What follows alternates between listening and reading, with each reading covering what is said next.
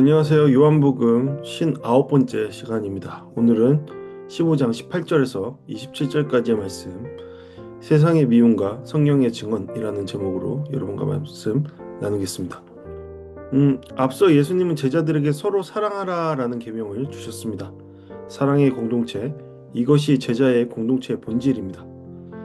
그런데 이어지는 말씀은 전혀 다른 분위기죠.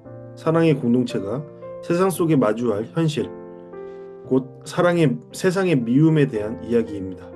네, 공동체의 사랑이 세상에서는 뭔가 다른 느낌을 주는 듯합니다. 예수님은 제자들에게 환상을 심어주지 않으십니다. 그 길이 쉬울 것이다라고 말씀하지 않으십니다. 따라오면 편해질 것이라고, 모든 일이 잘 풀릴 것이라고 말씀하시지 않으십니다. 오히려 분명히 말씀하시죠. 세상이 너희를 미워할 것이다. 왜 그럴까요? 네, 예수님을 십자가에 못 박은 세상, 곧 하나님과 함께 살아가는 존재들인 것처럼 그들은 주장하지만, 오히려 하나님을 핍박하는 그들을 통해서 예수님께서 십자가에 못 박혀 돌아가신 것처럼 세상이 너희를 미워할 것이다. 그러나 동시에 이렇게도 말씀하시죠. 그러나 너희는 혼자가 아니다. 성령이 너희와 함께 증언하실 것이다. 이것이 그리스도인의 가장 큰 능력이자 힘이죠. 하나님이 나와 함께 하신다. 하나님이 나를 지켜보고 계신다. 하나님이 나를 지키신다. 하나님이 나를 인도하신다. 네, 하나님의 복음, 성령이 우리의 삶을 증언하실 겁니다. 그것이 그리스도인의 삶의 목적을 이루는 큰 능력이 됩니다. 오늘 말씀은 왜 제자들이 미움을 받는지, 그리고 그 미움 속에 어떻게 살아가야 하는지를 잘 보여주고 있습니다. 오늘 말씀 함께 살펴보시겠습니다.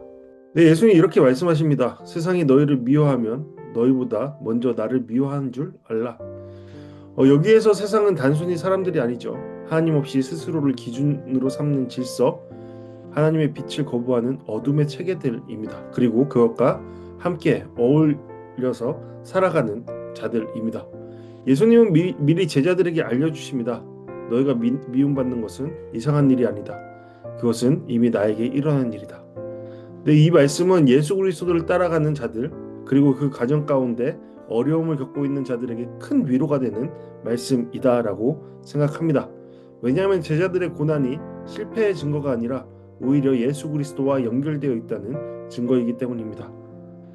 근데 이러한 실패, 이러한 불행이, 이러한 계속된 어려움이 예수 그리스도와 연결되어 있기 때문에 나타나는 증거일 수도 있고, 아니면 우리가 죄된 상황에 있어서 계속된 그러한 어려움일 수도 있고, 그것은 잘 생각해 봐야 하지만 모든 고난이 우리의 실패된 삶으로 인해 약이 된 것이다라고 생각하는 것은 곤란하다라는 겁니다.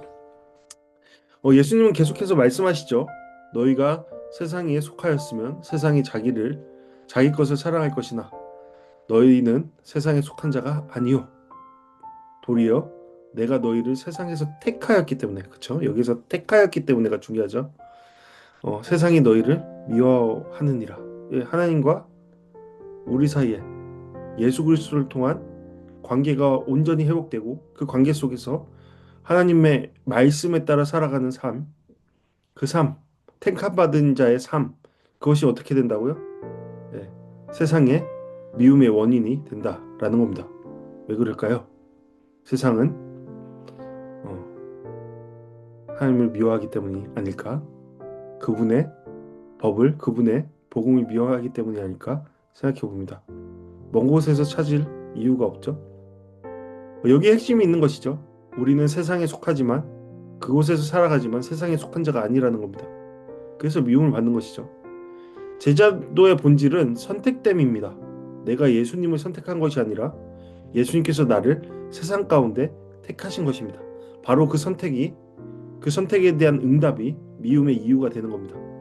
세상은 자기와 다른 것을 불편해하는 겁니다. 빛은 어둠을 드러내기 때문이죠. 따라서 우리 이렇게 생각해 봅시다.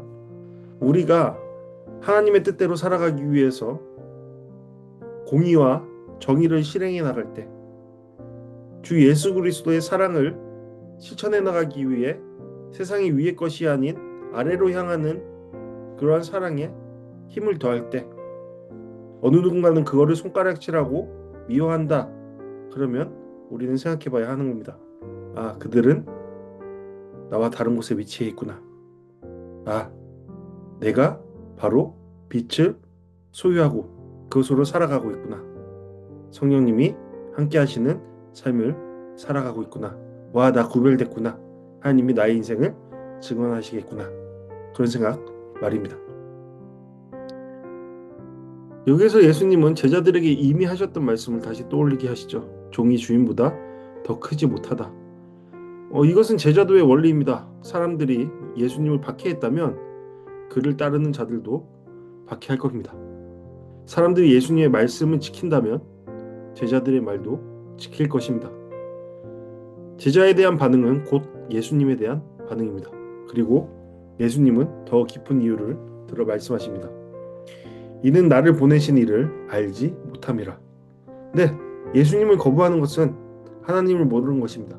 그리고 예수 그리스도를 따르는 자를 거부하는 것은 하나님을 모르는 겁니다. 여기서 우리는 중요한 사실을 보게 되죠. 문제는 단지 인간적인 갈등이 아니라는 겁니다. 그 뿌리는 하나님에 대한 무지와 거절이라는 것이죠. 네, 잘 기억해야 합니다. 하나님에 대한 거절, 무지, 그것이 예수 그리스도를 따르는 자들의 핍박의 이유가 된다라는 것입니다. 그러면서 예수님은 한 걸음 더 나아가시면서 말씀하시죠. 내가 와서 그들에게 말하지 아니하였더라면 죄가 없으려니와 지금은 그 죄를 핑계할 수 없느니라. 네, 예수님의 오심은 사람들의 마음을 드러냈습니다. 빛이 오면 어둠은 숨을 곳이 없죠.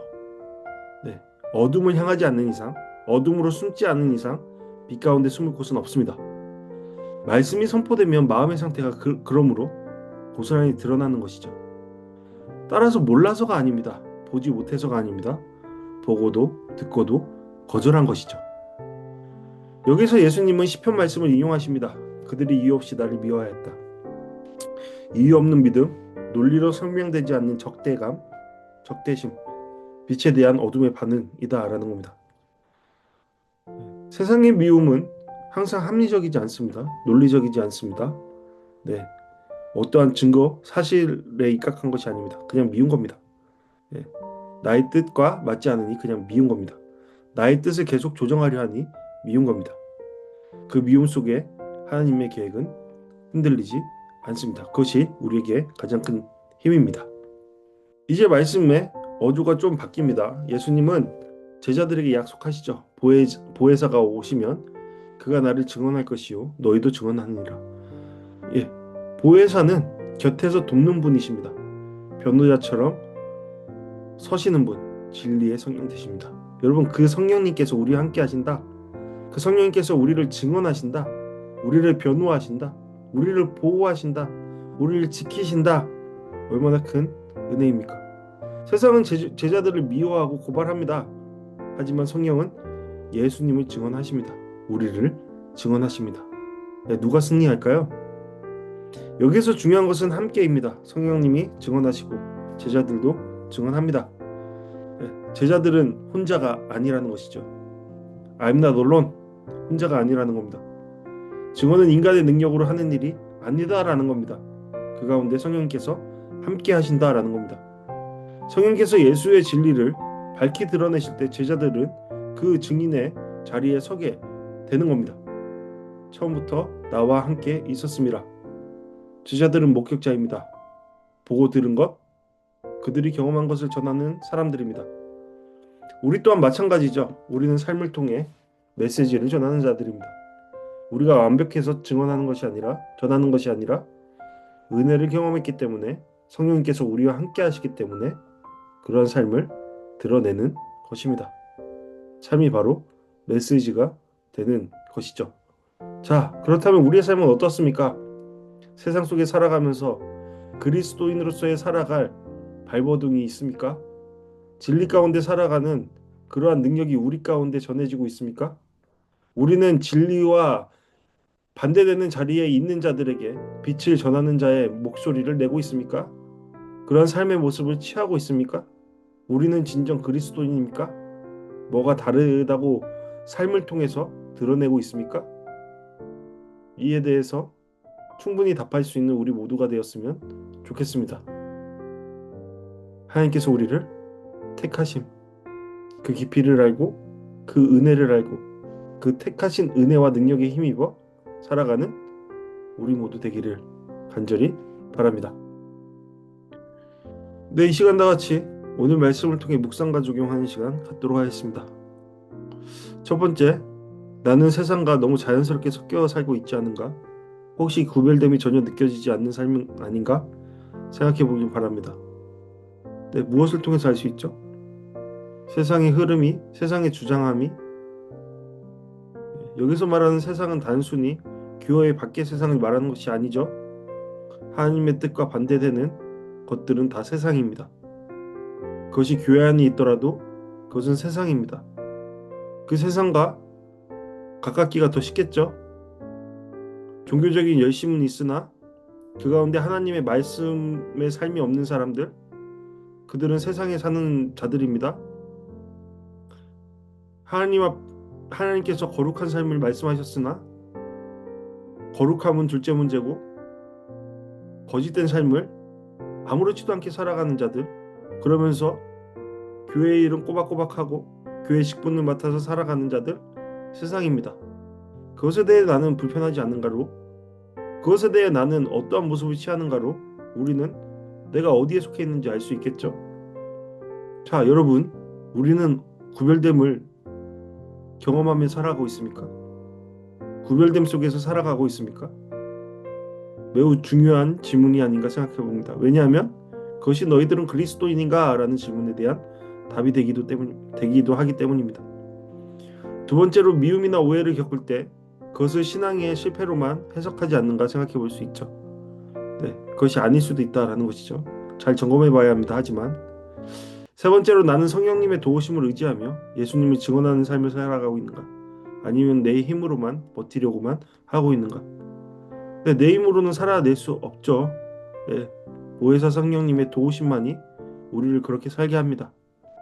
따라서 진정 그 길을 가는 자들은 성령님과의 동행함을 이루며 살아낼 수밖에 없는 것입니다. 제자도는 안전한 길이 아닙니다. 오늘 말씀하신 것처럼 어쩌면 미움을 위한 길이기도 한 겁니다. 그러나 성령님과 함께 걷는 길입니다. 성령님이 우리를 돌보실 것입니다. 그러한 기쁨의 위로의 길에 함께 나아가는 우리 모두 되었으면 좋겠습니다. 네, 이 시간과 같이 오늘 말씀을 통해 함께 기도하시겠습니다. 첫 번째, 세상 속에서 예수께 속한 자로 담대하게 살게 하소서. 미움과 오해 속에서도 흔들리지 않는 믿음 주소서. 성령님의 도우심으로 예수를 증언하는 삶을 살게 하소서. 예수와 함께 살아가는, 나는 죽고 오직 예수 그리스도만 살아나는 그런 삶이 되기를 소망합니다. 감사합니다. 이 시간과 같이 함께 기도하시겠습니다.